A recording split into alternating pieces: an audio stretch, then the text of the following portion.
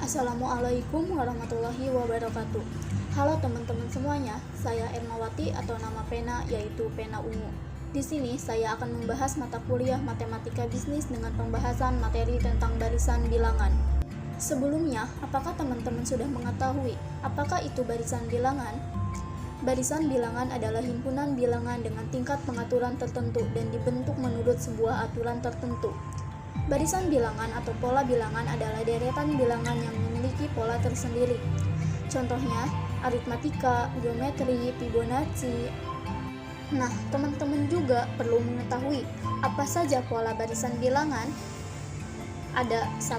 Pola bilangan genap, 2. Pola bilangan ganjil, 3. Pola bilangan aritmatika, 4. Pola bilangan geometri, 5. Pola bilangan persegi, 6. Pola bilangan persegi panjang, 7. Pola bilangan segitiga, dan ke-8 pola bilangan Pascal. Jika bilangan Fibonacci adalah contoh dari barisan bilangan, ini adalah penjelasannya. Bilangan Fibonacci dalam matematika, bilangan Fibonacci yaitu barisan yang diartikan secara rekursif sebagai berikut.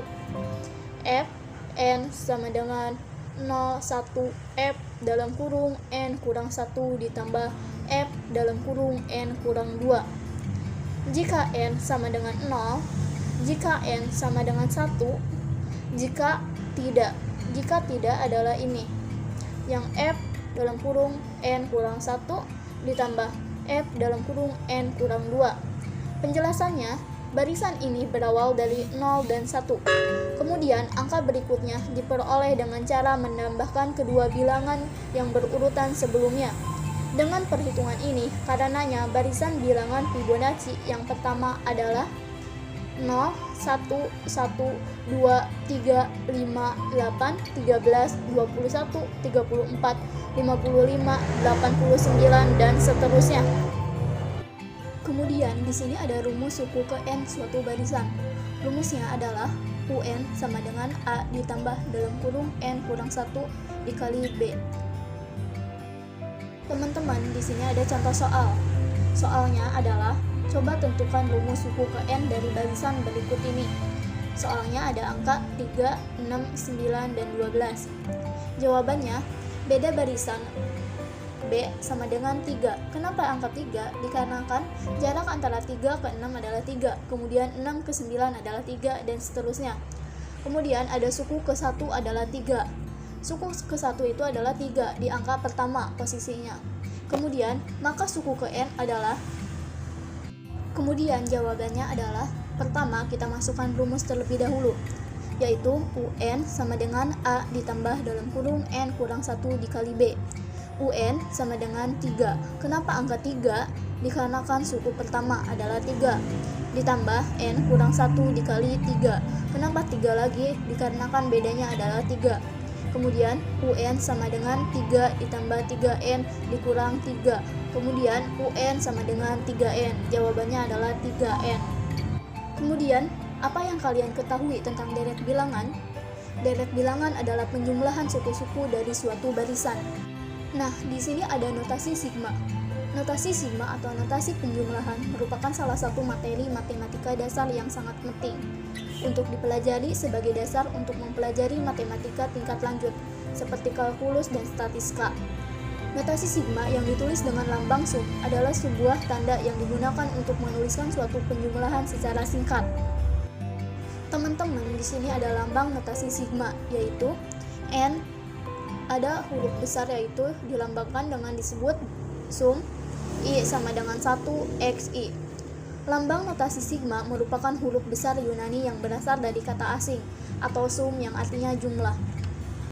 Apa sih tujuan dan fungsi dari notasi sigma? Tujuan dari penggunaan notasi ini adalah untuk meringkas penjumlahan yang panjang dan rumit yang terdiri dari suku-suku atau deret tertentu.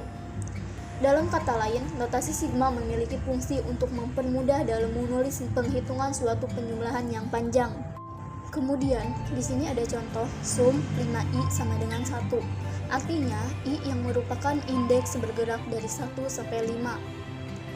Ganti i dengan angka 1 sampai 5 secara berurutan dengan cara menjumlahkannya.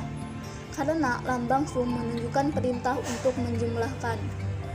Apakah teman-teman sudah mengetahui untuk menentukan notasi sigma? Di sini ada rumus notasi sigma, yaitu U1 ditambah U2 ditambah U3 dan seterusnya. UN sama dengan sum NI kecil sama dengan I besar UI kecil. U adalah suku dengan keterangan, I yaitu indeks penjumlahan, I besar yaitu batas bawah penjumlahan, N adalah batas atas penjumlahan, 1, 2, 3 dan seterusnya, N wilayah penjumlahan.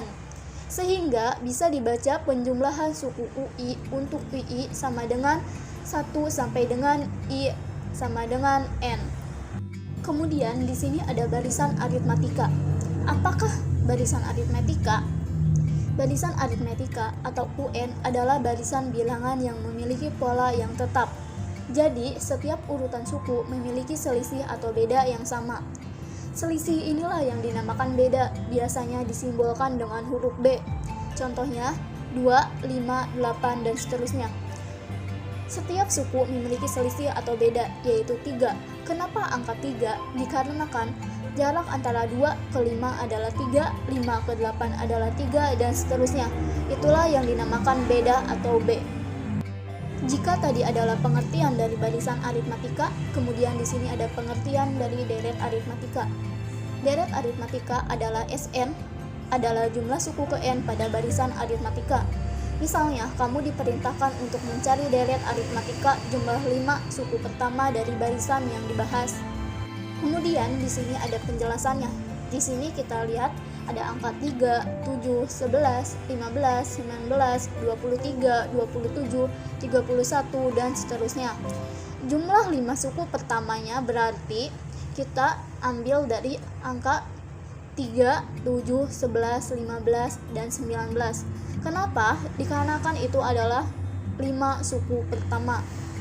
Kemudian 3 ditambah 7 ditambah 11 ditambah 15 ditambah 19 sama dengan 55. Di sini ada rumus barisan dan deret aritmatika, yaitu rumusnya untuk rumus barisan aritmatika yaitu UN sama dengan A ditambah dalam kurung N kurang 1 dikali B.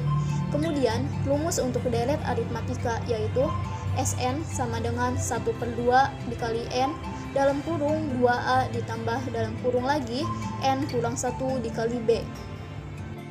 Nah, di sini ada suku ke N barisan aritmatika. Rumusnya adalah UN sama dengan A ditambah dalam kurung N kurang 1 dikali B. Apa yang dimaksud dengan suku tengah barisan aritmatika? Suku tengah barisan aritmatika adalah sebuah suku yang terletak di tengah dalam barisan aritmatika. Namun, perlu teman-teman perhatikan, suku tengah barisan aritmatika hanya ada pada barisan aritmatika yang jumlah sukunya ganjil. Nah, barisan aritmatika ini biasanya dilambangkan dengan UT. Gimana kalian udah mulai paham kan sama pengertiannya? Jika teman-teman sudah paham dengan pengertian suku tengah barisan aritmatika, teman-teman juga harus paham dengan rumusnya.